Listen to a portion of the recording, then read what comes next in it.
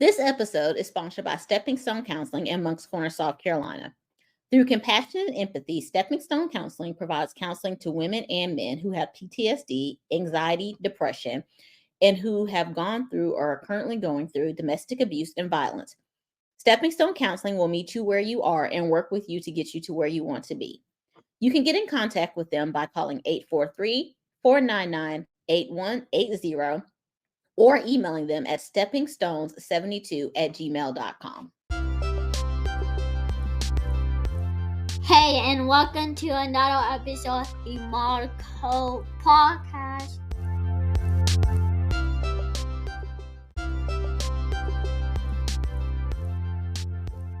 This show was created to shine a light on the realness of being an entrepreneur. Why organization is not a one-size-fits-all, why you need to give yourself grace, and so much more. The Marco Podcast aims to provide motivation, inspiration, or encouragement for you to keep going after your dreams. I'm your host, Angel. Sit back and prepare for valuable tips, resources, laughs, and so much more. If this is your first time here, welcome, and thanks for joining. If you've been hanging around for a while, welcome back, and I hope you brought a friend. Fear and Forgiveness, a 16-day devotional and fasting journal, is still available for pre-sale. You can head over to my website, themodcosc.com/book, to pre-order your copy today. And if you use the code SHIP, SHIP, you'll get free shipping. Hello, everyone, and welcome to another episode. Today, I am chatting with Asia Dore. Asia is a brand strategist on a mission to simplify and revolutionize the concept of branding so every entrepreneur can take full advantage of it to grow their business. Using her signature strategy/audacity method, she's helped hundreds of business owners build effective and profitable brands that empower them to leverage their unique expertise. Everyone, let's welcome Asia. Hi, Asia. How are you? Hi, Angel. How could I be anything but fantastic? I'm on the Modco podcast. I love it. I love it. Thank you. I'm very happy to be here. Well, we are so happy to have you here. And before we get started, is there anything else that you would like to share that I may have left out when I was introducing you? I feel like that wraps it up pretty good. Okay. All righty then. So then let's get started.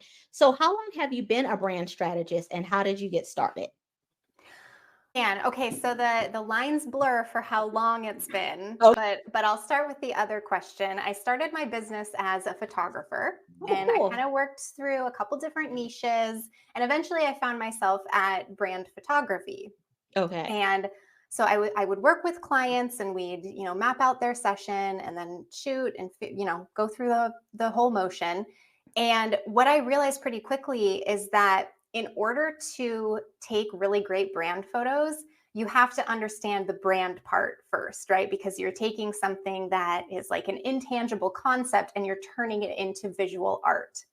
So what I realized is that a lot of my clients, a lot of these entrepreneurs who were brilliant at what they didn't really understand what their brand was. And so therefore it was really difficult to create photos that represented their brand. So the strategy part became a really crucial part of my work as a brand photographer.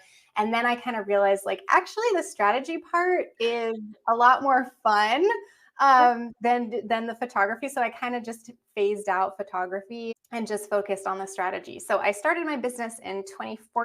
And I think I fully transitioned in 2020 or 2021 to just brand strategy. Okay. I love it when someone started off doing one thing and then it kind of transitions into something else. It's like you never know what your stepping stones are or what's that thing that's going to lead you to where you're supposed to be at for the time. They say everything has a reason and a season.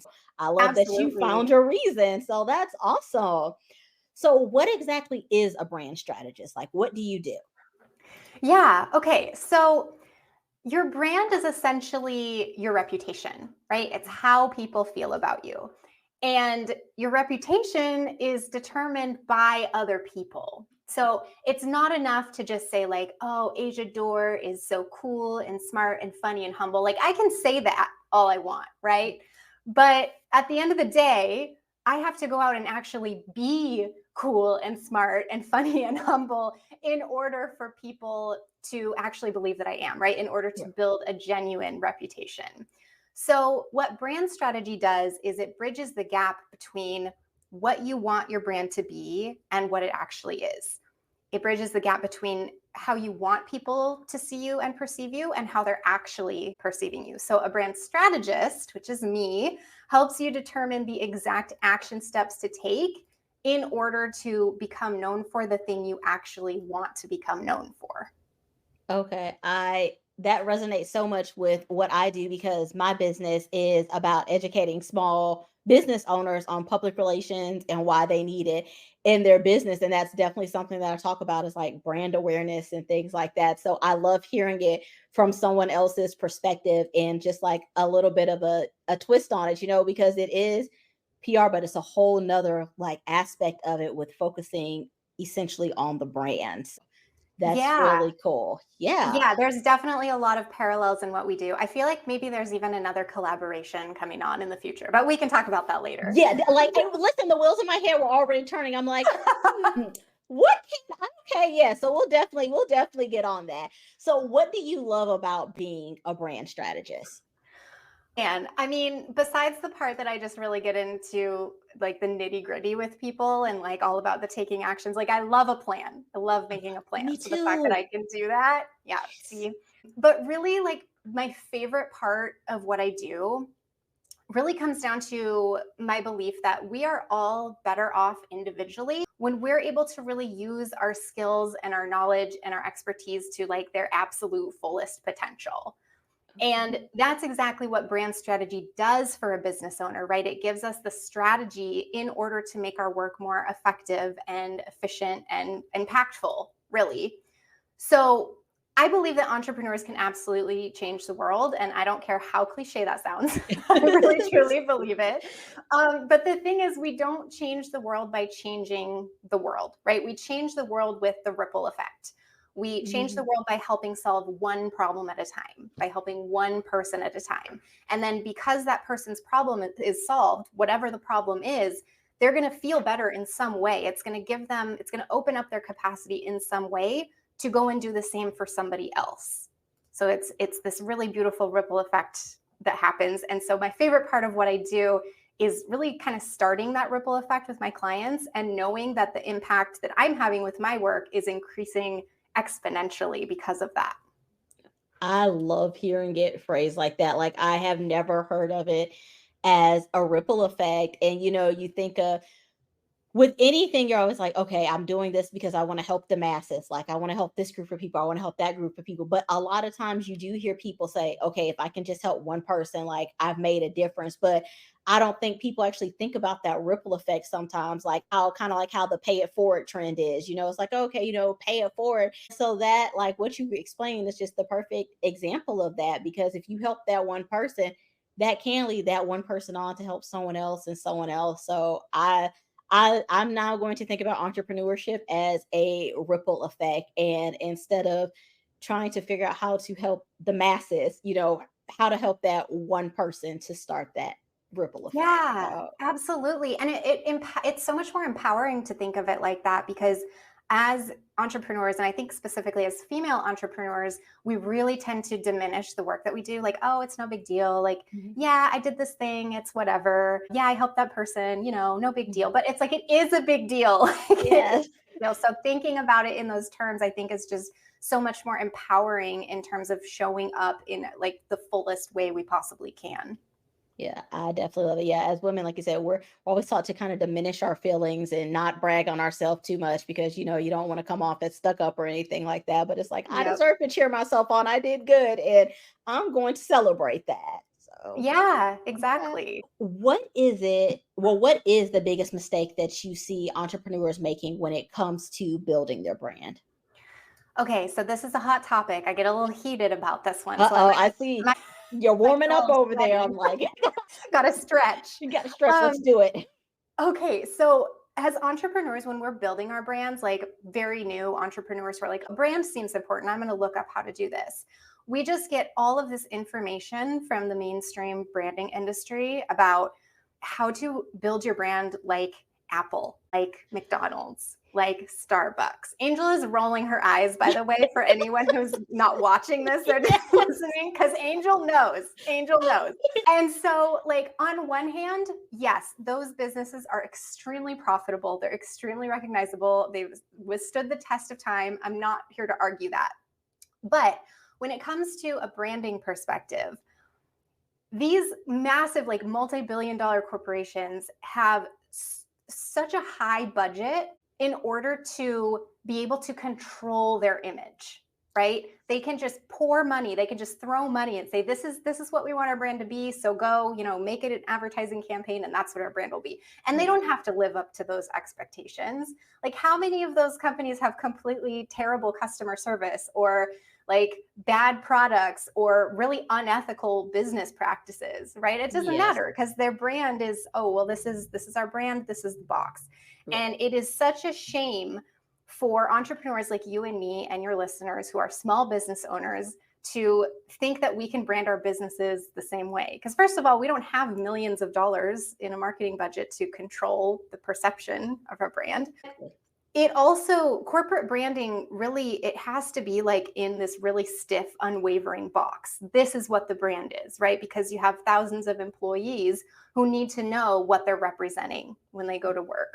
Right. And as entrepreneurs, when we brand in that way, it really just sucks all of the soul out of what we're doing. It takes all of the wonderful, beautiful things that make us individuals and unique, and it just crams us in a box. So it's like we're all trying so hard to stand out amongst the competition, and yet we're trying to brand like a corporation and like, nope, this is what my brand is, right? And so it just sucks all of the soul out of it.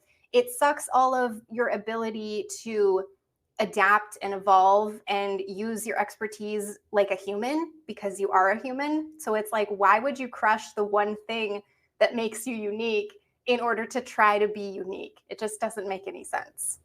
I agree with that wholeheartedly. And that is one of the things that I talk about, is that, one, as a small business, you don't get grace and forgiveness as much as a big business does. Like you said, how many of them have bad customer service, bad products, scandals, or whatever it is, but you're still going back there every day, once a week, however often it is. But you have one bad experience with a small business, and that's it. You're done. There's no talking about it, nothing. It's just like you're bashing that business. They made one mistake, it's more than likely one person, maybe no more than 5 people, trying to all wear all of these hats and do all of the things. And you're mad at them, but these big corporations, you're perfectly fine with going and spending all of your money there. And brand awareness is something else that I talk about. Like, I talk about, the symbols and the sounds and colors, how you can recognize it. And yes, you can do that with your brand, but it's not going to be on that big of a scale. And there's nothing wrong with it. And Apple started out small, Amazon started out small, they all started out small, and they got to where they were. And I am pretty sure that whatever they have now as their branding is not what they started off with. Like, if you probably see their branding from when they started off, you're probably be like, well, who is that? Or where is that? So that's something else that, I think small business owners have to realize as well, is that you gotta get to that point. Yeah, absolutely. Like, baby steps are okay. And it's okay to be a human in your business. I think that's another thing along the same lines, is like, it's okay to make mistakes. You're human. But then, instead of trying to like craft some like not genuine letter that's like an apology that everybody sees through, it's like, no, just tell people you're sorry. Like, tell people you screwed up. It's okay to be a human in business. You're going to build way better relationships that way. Exactly. And especially as a small business owner, like, your business is built on relationships and making connections with people, and people would rather it's just so weird being a small business owner, because it's like a double-edged sword. It's like big businesses get a pass, for being jerks or being whatever, or as you said, crafting the phony statement. But if a small business does, it's like, well, I thought they were better than that. I thought they were more genuine than that. And it's like, what? Like, it's so hard. And so, as a small business, you can't it's like when you're a little kid and you see like your older cousins or siblings or something, you can't do what they do because you're not at that point yet. And you have to stick with and do with what you need to do. So trying to build your brand or market yourself as the big brands do, that's not going to help you on the scale that you're on. So No, it's not. And that's okay. yes, it's okay. Yes. Thank Okay. you. Thank you, Asia. Yes, it is Yes. okay. It is perfectly okay. So, Angel and I agree. It's okay. You have our yes, permission. have our permission. It's okay. Be human, be yourself. We're fine with it. Yes, we would prefer it. There's enough corporation. Yes, stay small. We're fine with it. So, oh, wow. What is it that entrepreneurs often miss when it comes to being recognized as an expert? Yeah. Okay. So the thing about brand strategy is that it's one thing to have it, right? If you do the work to build out your brand strategy, awesome. That's a lot more than most entrepreneurs get around to doing because it's not easy, right? Right. But it's a completely another thing to actually use it. A lot of entrepreneurs don't realize that your brand is something that you can actually use in your business, right? Like it is awesome to know that you are an expert.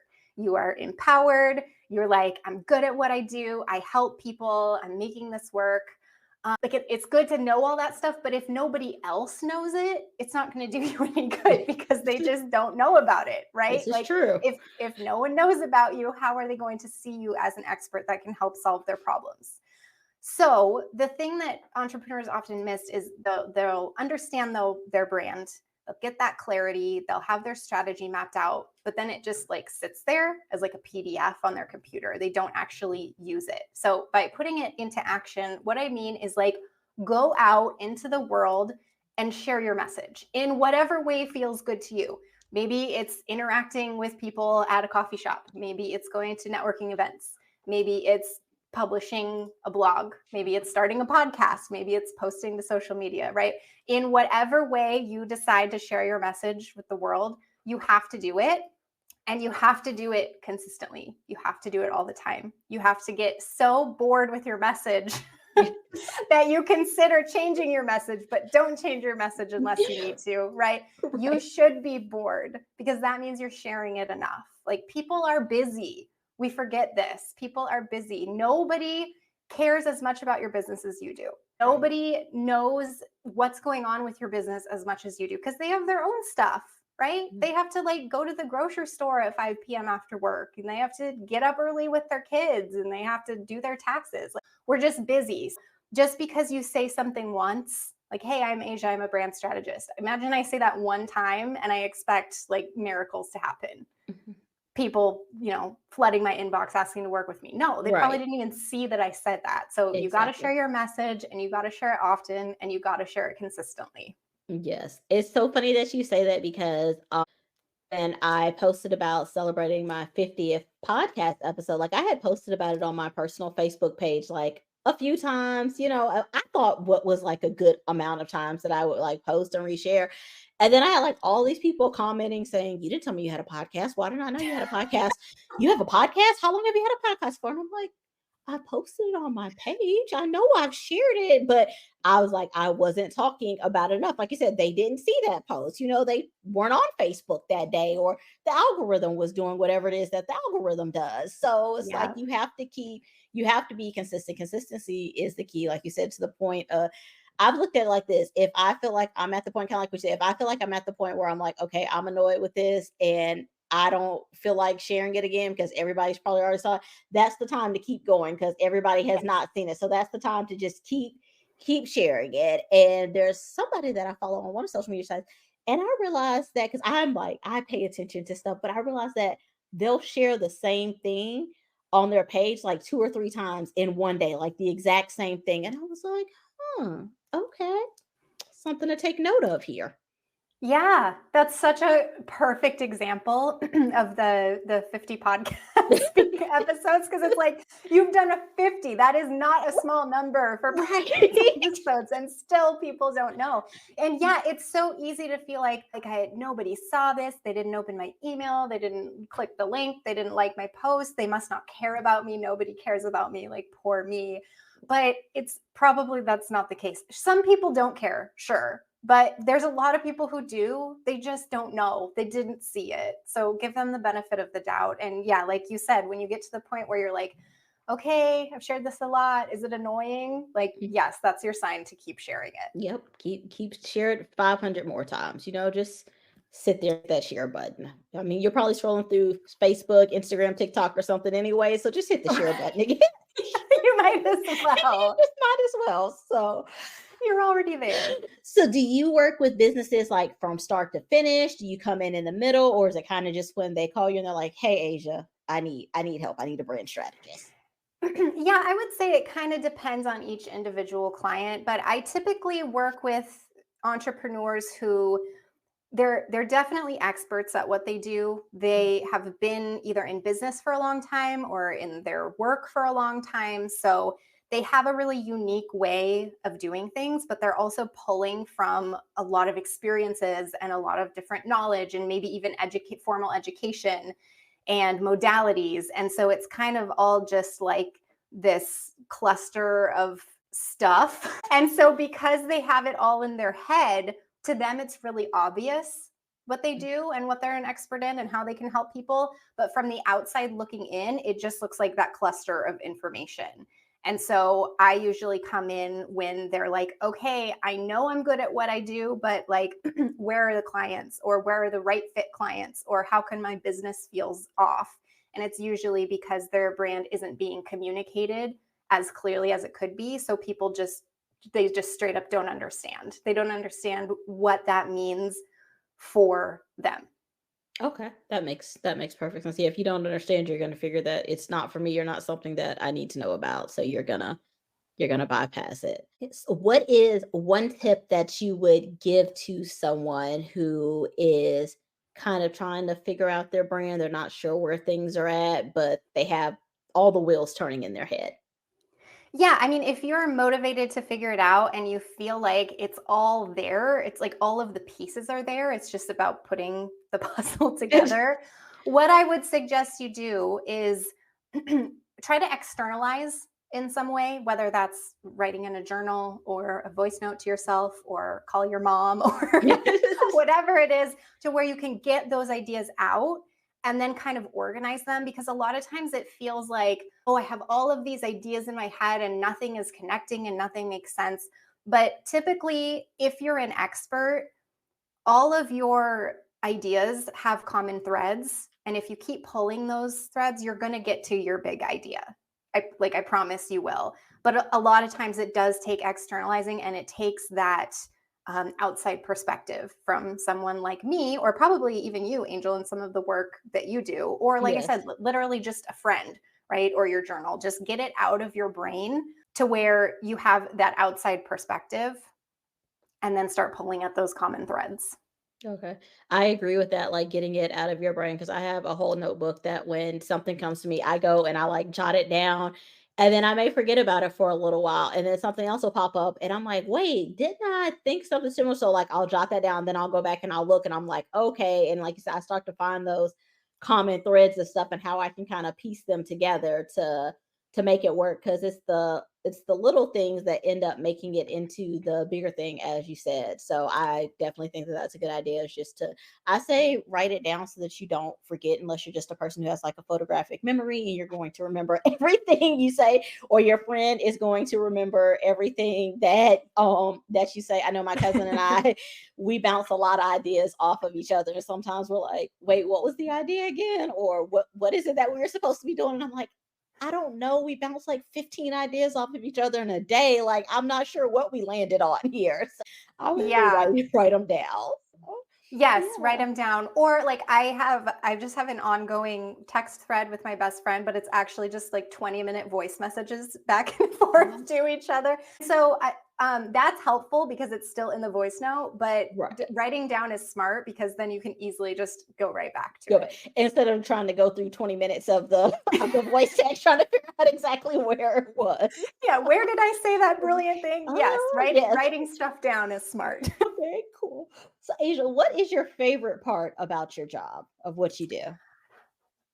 I mean, I feel like I answered that earlier with just the ripple effect. I mean, Okay. it's besides that, I guess I would say just the honor of being able to guide these just really brilliant business owners being introduced to their work in a very kind of intimate way, right? We're really getting into the nitty gritty of like why you're doing what you're doing. Right. And so to help people on that journey, it's just really fulfilling to me, because then I get to watch them go out and like blossom now that they have that clarity. Okay. I love that. I love that. Well, Asia, is there any other tips or advice that you would like to share with us today? And how much time do we have? I could go literally all day. I would like to share just like 5 really nitty gritty. Oh, Here's how yeah. to figure out your brand. Yeah, go for If we it. do that, okay. Yeah. Because branding is not complicated. It's overwhelming and complicated, but it's really pretty simple. Not easy, but simple. And there's really only 5 steps to figure out your brand. So the first thing you need to figure out is what you do. And sometimes that's really easy, like, oh, I'm a wedding photographer or I'm a bookkeeper. But sometimes when we are pulling from all of this experience and knowledge and modalities, like I said, it gets a little bit confusing. Like, I know I help people, but I don't actually know how. And so you have to know what you do, because otherwise you're not going to be able to communicate it to other people, and they're going to be confused and they're not going to know you can help them. So we want to make it really obvious what we do. Yeah. Second thing is you have to figure out who you're doing it for. And yes, I am talking about your ideal clients. And I'm sorry, because I know it's a pain point for a lot of people. Like, my ideal clients, I don't want to do another workshop, right? And I totally get that. But on the other hand, your brand isn't for you, it's for your ideal client. And so if you are going to build relationships with those people and sell to them, you have to know who they are. You just have to. This is true. It's true. See, even you know. Yes. The third thing is you have to figure out how you do what you do differently than everybody else in your industry. And that is a tall order. I understand that. But I promise there is something about the way you do what you do that is going to make you absolutely irresistible to your ideal clients. And it's going to set you apart. And it's usually, we get very caught up in like, what's the one thing that's going to set me apart? It's not one thing. It's the combination of all the things that make you unique that mean one thing to your ideal client. It's a different way to look at it. So we're not just picking and choosing one thing. We're saying, no, it's the combination of everything, and here's what it means for you. Okay. Okay. And then the fourth thing is you have to figure out why what you do matters. Beyond just making money, which, hey, we are not putting any shame on making money. That's literally why we're in business, right? Right. But if you're going to build a brand, there has to be a deeper purpose behind what you're doing. How do you want to impact the world? And it doesn't have to be, I'm going to save the world. It doesn't have to be, I'm saving lives, right? There are little things that make such a difference. Getting a massage can make such a difference in someone's life. Yes. Right? Having meals prepped for the week can make such a difference in someone's life. So we're not downplaying what we do here. We're just figuring out how what we do fits into the idea that the world can be better, and we're going to make it better with our business. Okay. And then the fifth thing is what we talked about earlier, where you have to figure all that stuff out, but then you have to go share it with people. You have to go market your business. You have to go share your message in whatever way you want to. Pick one and stick with it. What's the sixth one? Oh, you said 5, right? Just 5. Well, I'm like over here. I'm like got number 6, and I'm like, is she stopping? What's happening here? I was like, no, we don't have to do any more work. It's just the 5. I'm trying to make you add an extra step here, like I'm all into it, and I'm prepared to write down. And I'm like, did she forget her step? What's happening here? Angel, I only have 5, okay? I only have 5. Don't push me. And listen, I wrote it at the top when I started writing them down. I wrote the 5 steps, and I'm still. I love that. You were just so into it. You're like, give me more. Yeah. The 6th step is to work with a brand strategist to make sure you did steps 1 through 5 correctly. Boom. That's There, the 6th. see, I knew there was a 6th step in there somewhere. You just had to pull it out and think about it. Like, you were right. I knew it was there. I knew it was Thank there. you for getting me there. You're welcome. You got to share. Asia, it has been so much fun talking to you. Before we go, can you please tell everyone how they can connect with you, where they can find you at if they want to work with you? Yes, absolutely. I would love to invite your listeners to a completely free 30-minute brand audit, which I know does not sound like the most fun thing in the world.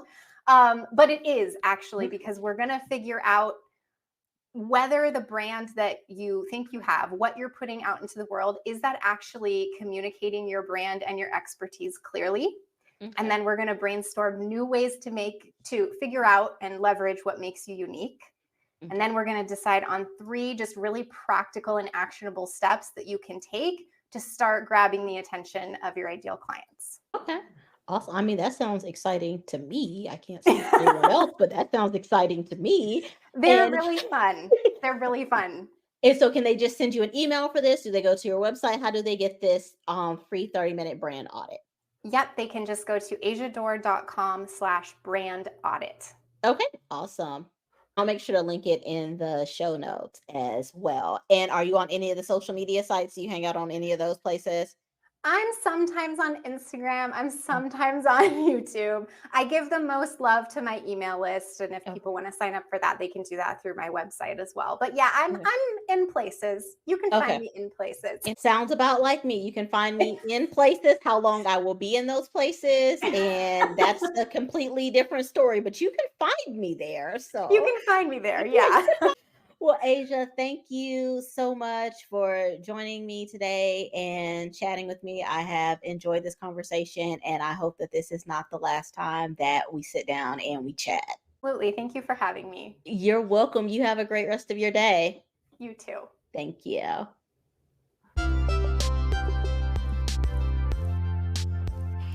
Thank you for tuning in to another episode of the Modco podcast. I hope that you enjoyed this episode and learned something from it. Be sure to share this episode with a friend, family member, colleague, or anyone you think will enjoy it. Make sure you hit the follow or subscribe button. And if you love the podcast, please leave us a 5-star rating and review on your favorite podcasting app. That helps others to find us and gets us listed in other show recommendations. So you all know that I run on coffee, and so does the show. If you'd like to buy us a coffee, you can do so by clicking on the link in the show notes. Thank you so much, and chat soon.